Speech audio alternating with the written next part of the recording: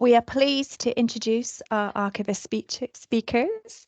Lorna Steele-McGinn is the Community Engagement Officer for the Highland Archives Service. Her talk is entitled A Good Use of Time, Taking Archives into Prisons. For the last 5 years, the Highland Archives Service has run workshops in HMP Inverness in partnership with Fife College, who deliver offender learning programmes in all of Scotland's prisons. Working with remand, convicted, enhanced and protection prisoners, they have looked at documents relating to the First and Second World Wars, crime and punishment, mental health and slavery, and this partnership has enabled them to speak about mental health and slavery, to speak about mental health archives with those who have been resident in secure mental hospitals, to discuss stories of crime and the justice system with those who are immersed in it today, and to reflect on the impact of war with prisoners who have seen military action in recent years. These sessions have used archives as a conduit to create a space for open conversation, and each has influenced the way they communicate their collections to audiences with varying life experiences subsequently. For our second speaker, Dr. Philip Milne-Smith, he is a digital archivist at Shakespeare's Globe and a freelance archivist. The title for his talk is How Would I Know? Why Should I Care? Public History of Those Who Fall in the Gaps Between Our Records. Drawing on experience telling more inclusive histories across a range of projects and outputs, Philip will share his learning from each about responsibly reconstructing underdocumented lives and making them publicly accessible. Over to you first, Lorna, and then Philip. Thank you. Thank you. I hope you can see my screen. Okay. Excellent. Thank you, Philip. So yes, I am the Community Engagement Officer with the Highland Archives Service. So thank you for inviting me to take part in this.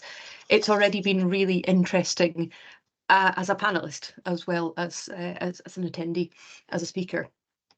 So I'm going to give a very brief overview of the Highland Archives Service, just to give a little bit of context about some of the work we try to do to reach different audiences, and then specifically about this partnership. So we cover a very large geographical area in the Highlands. We are the largest local authority in the country. And so in order to best serve that population and look after the archive collections and give them access to them, we have 4 archive centres, as you can see there, in Inverness, in Wick, in Portree and in Fort William. Our documents date back over 700 years, our oldest document dating from the 1200s. We run a dedicated family history service, a lot of people interested in being connected to the Highlands. We have a specialist conservation studio to repair our documents and also external clients. And we run a programme of events and open days throughout the year. Very fortunate, as I'm aware, speaking to a group of archivists, to have a dedicated community engagement post. We also manage and develop Ambala from within our service, which is a digital archive of Highland history and culture. And then just to give a little bit of an overview of the scale of the service, we had about 1.5 million engagements with our collections in the last year, and then also about 9,000 people through the door of our 4 archive centres. So that gives a little bit of background. So who are our audiences? Who are we trying to share these collections with? I'm conscious that when I was asked to come and speak at this, it's to do with taking archives as public history. How are we engaging with people? And so it's more of a question really of who isn't our archives, as I'm sure most of you will agree with, who isn't an audience. We work with the residents of the Highlands, including school pupils, care home residents, businesses and organisations. We support and work with academics and students, genealogists, tourists, solicitors, local groups, tour guides, creative industries. So we work a lot with authors, with playwrights, with artists. Obviously, the Highland Council, as our umbrella, as our local authority, is a big part of our audience. So it's a very, very wide range of people who use our collections. How do we then identify those people?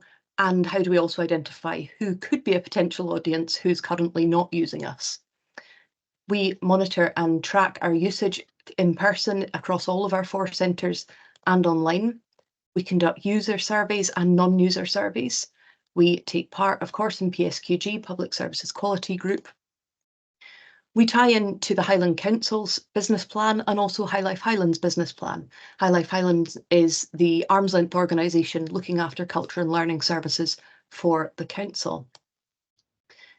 We support the community planning partnership, so we'll know if there is an area of particular deprivation or particular area of need, a place that is not getting a lot of engagement that we can perhaps focus on.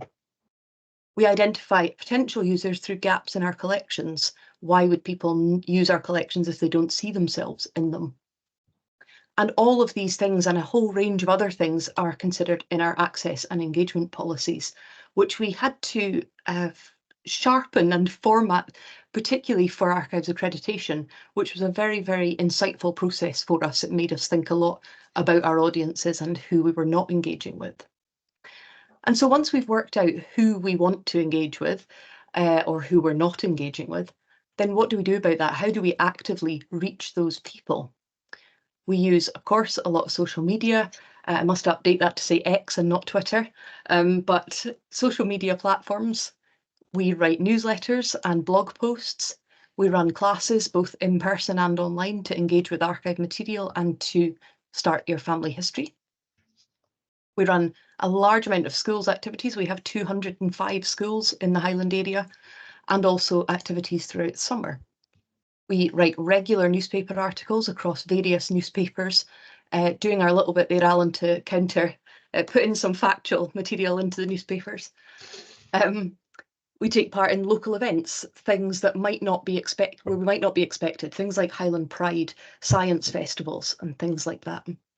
We run training events and webinars for individuals and community groups, and a wide range of events. So things like Doors Open Day, but also reminiscence sessions in care homes, mental health support group work, all sorts of different things. And we work a lot in partnership and collaboration. So for instance, with the University of the Highlands and Islands, with NHS Highland, with Canal College, all sorts of people. And it's one of those that I want to focus on. We work regularly with Fife College and the Scottish Prison Service in HMP Inverness. And that's what I'm going to talk a little bit more about. So I've given you the background, the context of the Highland Archive Service. For a little bit of context about HMP Inverness, it serves the courts of the Highlands, Islands and Moray, so even actually a bigger area than we cover as an archive service. It was built in 1902, and I'm sure anyone associated with the SPS will be delighted to confirm that there is a new prison under construction. It is very much a Victorian model. It has a design capacity of 103, but generally has around 120 residents at any time. And it holds prisoners from the local court system, but also long sentence prisoners from other prisons. So unlike England, we don't have category prisons in Scotland. Instead, a category is assigned to a prisoner. So therefore, almost every prison in Scotland will have a mixture of people in it. All the prisons in Scotland have skills and learning services provided by Fife College. So what is this collaboration? What does it involve from our point of view? I'm very keen not to speak on behalf of the Scottish Prison Service or on behalf of Fife College, who will get different things out of it. But from our point of view, we think we are supporting Fife College's remit for offender learning because we are sharing unique and local archival content to enrich the topic learning that they're already doing in that skills and learning system. This involves us creating and leading back-to-back sessions of around about an hour and a half each with different prison populations. So as Tessa mentioned in that introduction, we will work with protection, convicted, remand and enhanced prisoners. Each of these sessions comprises a presentation on a particular subject, but I'm always very keen to build in space for discussion, for thoughts, for debate, for conversation around whatever the topic may be. Before I come into the prison to do the archive section, the learning and skills team within the prison will have already introduced the subject and done some work around it. I'll go in and do the sessions, and then following that, after we have brought in that kind of local history perspective, the Learning and Skills team will continue to develop and unpack that subject with the learners in the prison. What subjects have we looked at? Whenever people approach me about this, and people sometimes do come and say, we'd love to go and work in our local prison, what sort of subjects do you talk about when you're in there? It started off in November 2018, looking at World War I in the archives. Obvious reasons there, the whole country was marking the end of World War I in 2018. In 2019, we looked at Everything is as Black as Possible, which is an extract from a letter, someone looking just ahead of World War II. And she writes to her friend, everything is as black as possible, and we can't see how we're hurtling headlong into a war that nobody wants. So we looked at that. Of course, we had a COVID enforced break, which I can definitely speak about if people are interested, because that threw up all kinds of issues. But then we came back in 2022 to look at crime and punishment records. That was at the request of prison residents. And then in October 22, the Highland connection to Caribbean slave ownership. And then the most recent one in 2023, historic mental health records. And again, some of those tied into larger events. So for instance, World War I centenary commemorations or Black History Month, but others were requested by the prison population, by prison learners who had a specific interest in finding out more about that. Each of those has given us a different output, or a different outcome. In 2018, our World War I collaboration was featured in ARC magazine, the ALES special, looking at that relationship. In 2019, as part of that World War II project, the prison learners created a life-sized paper mache model decoupaged with copies of archives from our collections. And that went on tour. It came to the Archive Centre, it went to the British Legion, it went all sorts of different places, and it's incredibly striking. We've got some lovely feedback from the learners. It's something I always do, will be request feedback from, hassle the prison for feedback requests so that I can, for exactly this kind of opportunity, so that I can prove that it makes a difference. So for this particular model that the learners made, they wrote a book or a booklet about the project, and they put in it, some of us attended a presentation from the Archive Centre to learn about the local area during the war. We learned that the Archive Centre, the building, was having a 10-year anniversary, and we wanted to donate our soldier to that event. You can see here some of the outcomes that the Fife College and the Prison Service get from this partnership.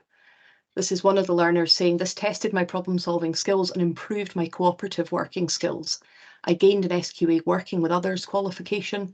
I also feel more confident to take the lead on group projects, to delegate jobs and to offer advice and encouragement. I think it's important to keep our brains engaged and learn new skills. Developing how you work with others will benefit us in the workplace. It also feels really good to give something back to the community. So something that starts as a conversation around archives can become something which can potentially have a transformative effect when people leave prison. In 2022, Fife College, as they always very loyally do, completed those evaluation and feedback forms with those who attended the crime and punishment talk. And this is what Fife College said. From the back of this presentation, we've had 8 learners sign up to go on to do coursework for their National 3 History, Crime and Punishment qualification. Some lovely feedback from the learners here. The only negative thing was that it was too short. It would be good to spend a whole morning on this sort of thing. And again, I keep those things from my own point of view to evidence what I'm doing with my time and why it's worthwhile, but also very useful should any other archivists want any kind of advocacy in why it matters, why it makes a difference. And this is where I got the title from my talk from. It was a good use of my time. I felt like I learned something. And I was struck immediately when that came in about the dual use of the word time when you're in prison. It was a good use of my time in every sense. In 2022, I mentioned that we looked at Black History Month and looked at the Highland connection to the Caribbean slave economy. it was really interesting the way this one came about, because Fife College had said to me, could you come in and do something for this? We're marking Black History Month. We're having some conversations around with prison learners who don't really see why this is a thing. They don't see why Black History Month should matter, that it just a lack of understanding about how that has come about. So the feedback from this one meant a lot to me, going in with that knowledge. Some things were shocking, and it was interesting finding out how involved Highlanders were in the slave trade. Someone there saying I'd attended one of the talks before, so I really wanted to come to another archive talk. And I liked the debates that came out of this. And then again, feedback from the college there that 4 learners engaged in a newsletter writing task, and 4 learners have gone on to achieve a qualification in listening. When we looked at mental health, this was one that was requested by the prison population, because when we looked at crime and punishment, some of the learners said to me, there's definitely people in the mental health system that should be in prison, and there's definitely people in here that should be in the mental health system. Could you come back and do something around mental health? And so I looked at the history of mental health in the Highlands and the way that that has always overlapped with the criminal justice system. And then they put together, again, as they always do, work with Fife College to continue on doing research, studying different mental health conditions. So you can see there, this is the feedback from the college. Students went on to look at mental health disorders, create a display, created information posters. Our learners are not always the most focused and can be hard to engage, but this was incredibly well received. So I want to look just finally at some of the outcomes, and then very quickly at some of the challenges that you might face if you're looking to replicate this. From a Highland Archive Service point of view, we are contributing to Fife College and the Scottish Prison Service's aim of supporting learners in reaching education goals. We are also, on another hand, meeting High Life Highland and the Highland Council's aim of supporting positive health and well-being and supporting those who might otherwise not engage with culture.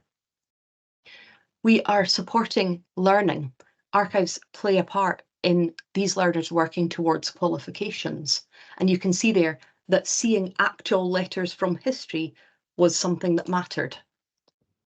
The team at HMP Inverness have a very particular expertise in creativity and artwork, and we've been able to provide content that has supported that. But perhaps most importantly for me, I think we're helping to contribute to empathy, and I think that brings us back to Alan's talk and the need to calm the discussion. So at the end of this, one of the learners said to me, this has helped me see the bigger picture when it comes to the slave trade. So when you start to talk about that, maybe that builds empathy in understanding why Black History Month is significant. I think when they leave the prison system then, and I'm not naive to that, I know many of them will return into the prison system, but I think there's a chance there that they take some enhanced empathy out with them. We've diversified the voices who could advocate for us, who could advocate for the value of archives if that should ever become necessary. We very much rely on academics speaking for us and other people being able to, but how much better if we can broaden that the prison population would also see that we matter. As I mentioned, we've brought in some interest from the learner population. Some of those have been at their request. So if they have requested those subjects, of course, there's a chance that they'll engage with them. Maybe particularly importantly, that maybe I didn't expect going in, and that maybe I'm not speaking for you, but perhaps it might be surprising to you as well, is that at every one of these sessions, the learners have brought their own knowledge, their own life experience, and they have enhanced the discussions. They have changed the way that I see our collections because of the trajectory that they are on.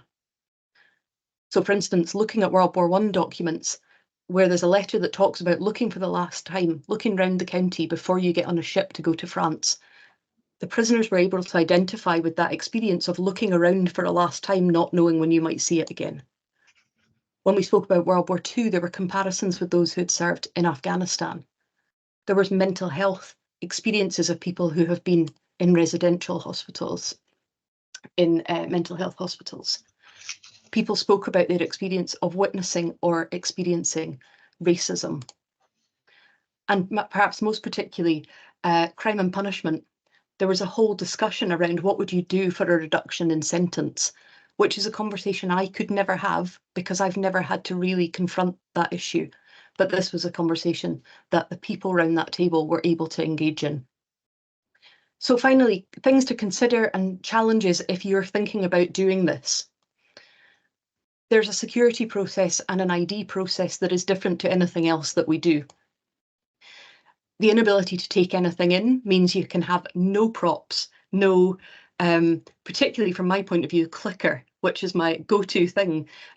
You can take nothing in with you, and that's not a problem, but it's just something to be aware of. So I then put my slides in advance and send them to the prison to check them, to upload them onto the prison computers. We can't take photos, which is why it's quite hard for me to illustrate this talk, because I have very few images of me being in the prison. You need to be aware of the tech restrictions and the limitations before going in. So for instance, around the internet, you can't just say, oh, I don't know the answer to that, let's look it up. So there's issues just, again, to be aware of. That time the projector went down. Now, that's fine for me because I'm absolutely used to winging it with these things. But when the projector went down, of course, I couldn't go, well, I'll go and get another projector out my car, or I'll go and, we just had to upload it onto all the computers, and I had to talk from memory through my 50 slides while they clicked through on their individual computers. Remember that not all learners will be local. So although I've focused on local material, some of those will never have been to this area outside the prison walls. So it needs to be wide enough to capture that engagement. There may be challenges around people's focus. It's the only thing I go into where I don't know how to pitch for the audience because I don't know what everybody's life experience, background, education levels will be. So building in breaks, building in chance for conversation is very important. And my final slide, why is it so rewarding? Any of my colleagues will tell you it is the thing I come out of and most commonly say, I love doing that. I love going into the prison. I feel like potentially I'm making a real difference to people. And like I say, I'm not naive to that. I know that some people will spend many years in and out of the prison system, but perhaps I've made a difference. It changes the way you look at your own collections. Everyone's reaction to archives, as we've already spoken, is based on their life experience. So it's incredibly valuable to have conversations with a variety of audiences because it changes how you understand what's in your collections. I have learned so much from the people who've attended these, from their knowledge and experience. It's increased my own ability to communicate with different audiences. And now, I put this down as a joke, but it's completely true. Some of the skills I have learned in speaking to the prison population have helped me when I've been in particularly rowdy schools to know when to take a pause, when to ask a question, when to change the nature, the feel of the conversation. And the relationships that I've built with Fife College, the Learning and Skills team, have been really valuable to me. I valued that partnership very, very much. And those comments there, I want to learn more about the slave trade now, and I wish history had been like this when I was in school. So I will stop talking there, but I hope that that has been of interest, and I'll hand over to you, Philip.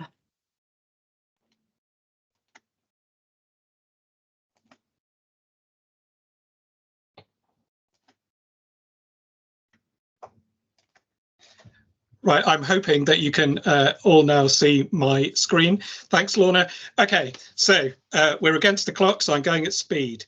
I'm starting this presentation with a seemingly unremarkable mansion block in central London, and I'm going to return to that block at the end. There's no public information board, there's no blue plaque. So as a passerby, how would I know? Why should I care? So my title, you might have noticed, it references the Zombies 1964 debut single, and I want to put particular stress on the pronouns. Please don't bother trying to find her, she's not there.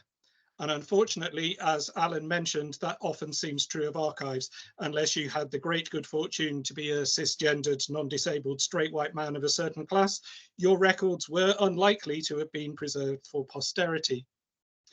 And that has implications for public history. Margaret Atwood's historical notes at the end of The Handmaid's Tale skewers the seemingly evergreen assumption that history is about important men and their important decisions. Quotes, "What would we not give now for even 20 pages or so of printout from Waterford's private computer?" Close quotes. An ordinary woman's oral confidences would really only be worth more than a footnote, quotes, "had she had the instincts of a reporter or a spy," close quotes. Powerful perpetrators and their ideologies and self-justifications are worthy study. Their dehumanized victims, not so much. In this presentation, I will briefly revisit 6 projects of public history arising from my archival practice, including women's history, disability history, queer history, and Black history, and draw out some implications for others interested in sharing stories of those who fall in the gaps between our records. So, Mary Wardell was comprehensively forgotten after her death in 1917. She gave her name to an isolation convalescent home for scarlet fever patients on the edge of London, and you can see it here in a contemporary drawing and a modern photograph. The institution was A, her idea, and B, where she volunteered as administrator for all of its history up to the outbreak of the First World War, when it became an auxiliary hospital. The pediment, bottom right, with her initials, is on an addition to the original premises, visible on the right of the contemporary photo, where she eventually chose to live in 1891 at some personal health risk. Neither the institutional nor her personal archive survives. That is to say, her comparative privilege as a famous and pioneering middle-class white woman was not enough for her to be remembered. What I've recovered about her life and work depends on records and publications absolutely not intended as a substitute for what is lost. To date, no image of her has been recovered, so if you have got one knocking around, do please let me know. I'm continuing to take steps to further my understanding of her life and works from public records and publications, and to make my discoveries findable through giving presentations like this, writing articles, scholarly and otherwise, and even shock horror, adding her to Wikipedia. So at the western end of the Royal National Orthopaedic Hospital's country branch site at Stanmore, which is the opposite end from the building which had once been Mary Wardell's convalescent home, stands this complex of buildings. It was built as a training college to teach trades that would equip, in the terminology of the time, crippled boys to earn their living. Constructed in the late 1930s, it had deliberately accessible architecture. Basically, it was step-free for the boys, in some contrast to the precursor institution, which had multi-story premises in Kensington.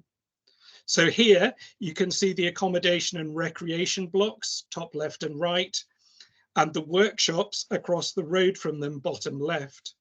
The photo bottom right suggests a rounder education in contemporary global affairs than you might expect of vocational training.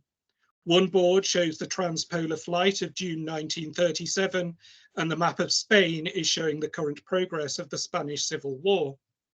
The college was only in operation for around a decade.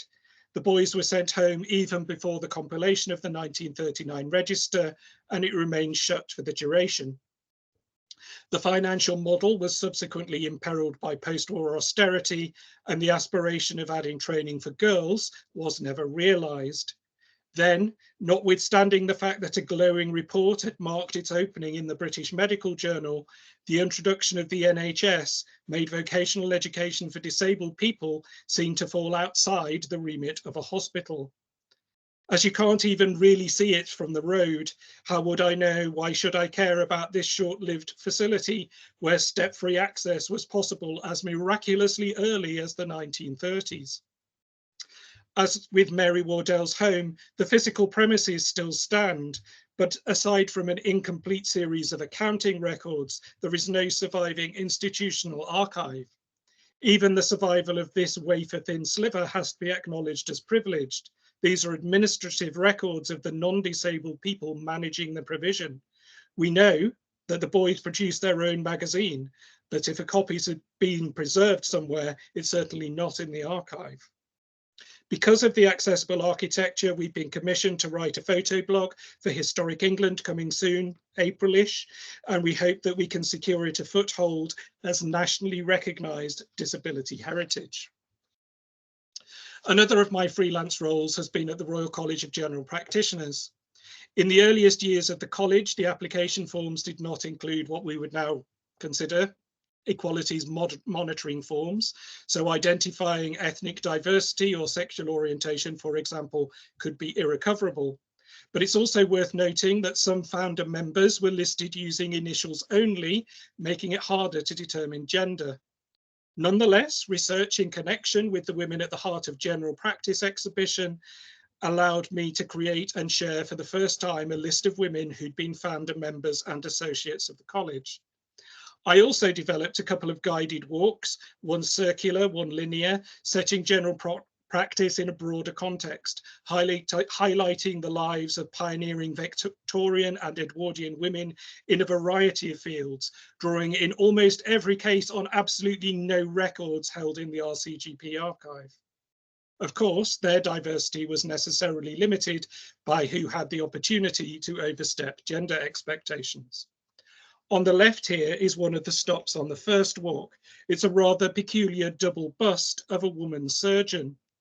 The British Medical Journal obituary notes of its honourand, she was called Louisa Aldrich Blake, that she was the first woman, quotes, to hold the posts of surgical registrar, anaesthetist and lecturer on anaesthetics at the Royal Free Hospital, close quotes. She was also first Vice Dean and then Dean of the London School of Medicine for Women. That's LSMW, and I'm going to refer to it as LSMW later in the talk. One of her students was Octavia Wilberforce, who wrote to her friend and mentor, Elizabeth Robbins, about Louisa, quotes, "I like her. I should feel every confidence in her slicing one into bits deliberately and never losing her head at any crisis," close quotes. As can be seen in the sculptures, she dressed in a, quotes, "stiff collar and tie like a man's," close quotes. What the inscription does not tell you is that she was suspected by Lady Sybil Smith of, in fact, being a man, that she was known to close friends as Harry and had shown prowess in boxing and cricket when at school. She lived with the artist Rosamond Wigram from 1959 until her death. In the centre is the joint home of Jessie Margaret Murray of the Women's Freedom League and Julia Turner of the Women's Tax Resistance League, whom Jessie had mentored into the medical profession. The premises also served as the first consulting space of their medico-psychological clinic. The nature of their relationship and how in contemporary vocabulary they would choose to conceptualize themselves is something else that's irrecoverable. But we cannot but note that there's a queerness to sitting outside the cultural expectations of marriage and childbearing, being married to a career and living, and in some cases, being buried with partners. The same walk notes that the gravestone commemorating the suffragettes and surgeons Flora Murray and Louisa Garrett Anderson declares, quotes, "We have been gloriously happy," close quotes. Both walks in the end included a token man. Here we can see the blue plaque commemorating Victor Horsley, which perhaps understandably, given the available word count and the date of his residence here, omits his co-publications with suffragist doctors. First, Alcohol in the Human Body with Mary Darby Sturge, and later with Agnes Forbes Blackadder Saville, he investigated the force feeding of suffragette prisoners. Their joint report in the Lancet asserted that the Home Secretary had misled the public about the safety of the practice. In researching the other walk, I discovered a male bacteriologist who published The Unexpurgated Case Against Woman Suffrage in 1913, but I presented him through the critiques of a range of women readers. Another college project was writing some Black History Month blogs in 2022. The RCGP was founded only in the mid-20th century. The limitations of earlier records have already been mentioned. In seeking to share a broader history, I looked at the Runaways database and found this boy, John Chelsea, not a domestic servant, but a surgeon's apprentice. At some point, John seems to have returned, as he was buried the following April in the same parish, aged just 17. His burial record made no reference to his ethnicity or enslaved status, so reading that document alone would not have suggested a connection to Caribbean plantation slavery. Had he survived, completed his apprenticeship and gone on to practice medicine, like James Derham across the Atlantic, his names would not flag his heritage. The eagle-eyed will spot that I've redacted the name of the surgeon to whom John was apprenticed. This was a decision I made in the blog so as not to recenter his story on a more powerful white man. Another blog in the series looked at attitudes to mixed race doctors in the Victorian countryside, partly through fictional characters based on a real doctor encountered by Charles Dickens and Wilkie Collins. I also use these blogs to argue that Black history matters all year round, that it's not only the lives of famous people that matter, and that if we want to tell more diverse stories from our collections in the future, then it's up to us to make changes in what we collect now. In 2023, as an output of the Accessibility Working Group of the Diversity and Inclusion Allies, I began curating a series of blog posts, some like those on this slide contributed by me. Certainly, I wanted to speak to the profession, awareness raising all year round, not just in Disability History Month, and modelling good practice. But I've also sought to make disability history more findable online by the general public, using hyperlinks to lay a trail to breadcrumbs to my sources, so that's primary sources that are publicly available online. On the right, you can see the black blind American composer and pianist, Thomas Green Wiggins, 1849 to 1908, who's recorded as performing this side of the Atlantic at the St. James and Egyptian Halls in London, but also in Southsea, Edinburgh and Montrose. Wiggins, who'd been born to enslaved parents, continued to be unfree, notwithstanding the end of the American Civil War and the subsequent emancipation. Contemporary accounts of him make uncomfortable reading by using dehumanizing, racist and ableist language to treat him as a freak show turn. Probably also autistic, diagnosis of the dead is problematic. He was deemed lacking in mental capacity, and as a result, different members of the family which had purchased him as a baby were empowered to continue making a fortune from him. In December 2023, I was awarded a research and innovation grant from TNA to produce inclusive subject guides to collections at my main employer, which I've not really mentioned before, Shakespeare's Globe. By autumn, we're aiming to have guides to finding race, disability, gender and queerness, and snips of early drafts can be seen here. The aim is partly to overcome the limitations of the catalogue for the general user to make it easier to find material. Importantly, we're working with an inclusion advisory panel of volunteers with lived experience to help shape the resources. The aim is to improve equity rather than deliver equality. So that's giving more prominence to those previously underserved. So for the first time, for example, we're creating a listing of, for example, backers, performers and creatives of global majority heritage or of women, for example. Although we're a modern organisation, we're also taking the opportunity to reference race, gender, disability and queerness in the plays themselves, not just in our production history. Indirectly, these texts are indicative of the nature of early modern London, where these dramas were first performed.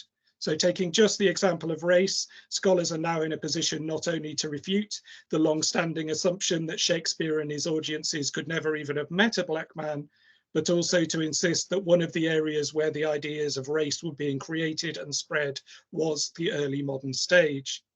It's been all too easy to miss, for example, that when Edgar disguises himself as Poor Tom in King Lear, he narrates his intention to adopt a kind of blackface, not only darkening his skin with grime and making knots of his hair, but dropping civilized clothing for a barbarian loincloth and changing his shape from human to near bestial.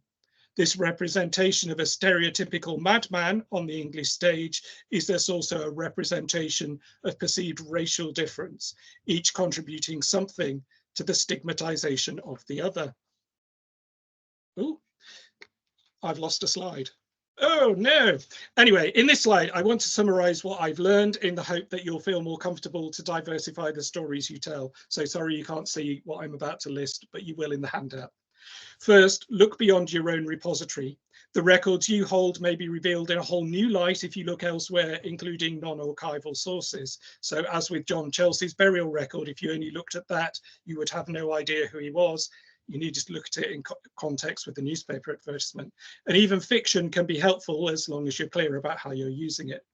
Second, maintain focus. It's all too easy to recenter the usual suspects, the people who've enjoyed the full spotlight until recently. To be crystal clear, I'm not saying that we must never tell the stories of straight, non-disabled, cisgendered white men, but if you're trying to offer somebody else's perspective instead, then try not to direct the focus back to the people who already had it.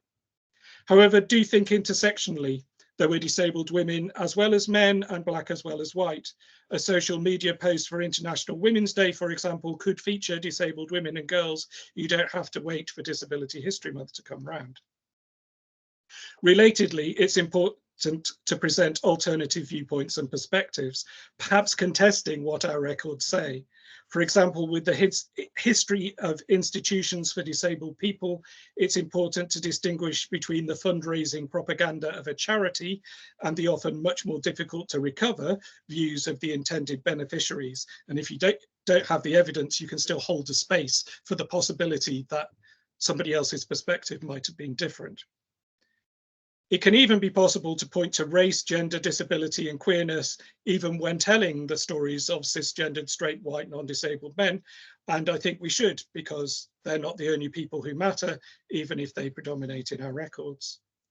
Third, we have an opportunity to be explicit about the limitations of existing archives and the criteria other than merit, which have shaped who is included and who's findable. However, and I guess this refers to Amy's question earlier, if we're taking affirmative action of some kind, we also have the responsibility to be clear about what we're doing and why. And finally, we can take the opportunity to advocate for more inclusive archive collections development, as the geological processes of archive deposit may not offer us more diverse collections while there are still unequal opportunities. So, to close, I want to urge you to keep hunting out those who fall between the gaps in our records. So I've returned here to the Cheney Street Chambers shown on my first slide, which was designed to meet a new need, housing for lady professionals. It was absolutely no coincidence that there was a communal dining room. Not making their own meals freed up their time for work. It was constructed and administered by the Ladies' Dwelling Company. On the board were Agnes Garrett, sister of Millicent and Elizabeth, and their cousin Rhoda, both suffragists. The dwellings first opened round the corner in 1889 and were so popular that they were extended. You can see a change in the roof line. They were extended into adjacent premises here in 1897. During the lifetime of the company, the rooms might only be occupied by single professional women. So I'm going to give you some examples. In flat 5 in the 1911 census, we find Edith Sophia Hooper, a writer self-identified as a member of the National Union of Women's Suffrage Societies and as such refusing to participate. Another significant woman who'd resided here was Mary Louisa Gordon, recorded as a general practitioner in 1891. She would go on to be the first woman prisons inspector. She refused to resign when it emerged from a police raid of the Women's Social and Political Union that she'd been in clandestine correspondence with Emmeline Pankhurst. Her 1936 novel about the women of Llangollen notes, quotes, "No one thinks it remarkable now if two friends prefer to live together, they do so all over the country," close quotes. Mary Gordon's neighbours in 1891 had included both a medical student at the LSMW and another graduate. The graduate was Margaret Mary Sharp, who would go on to publish articles in the journal Archives of the Röntgen Ray, and whom the census enumerator somewhat misleadingly claims to be, quotes, practicing as electrician, close quotes. And the student was Ethel Mary Newsella Williams, who went on to be the first woman doctor in Newcastle upon Tyne, the city's first woman general practitioner, co-founder of the Northern Women's Hospital, also a suffragist. She too would choose to live with her friend, the mathematician Frances Hardcastle. So please do bother trying to find them. They are there. Thank you very much.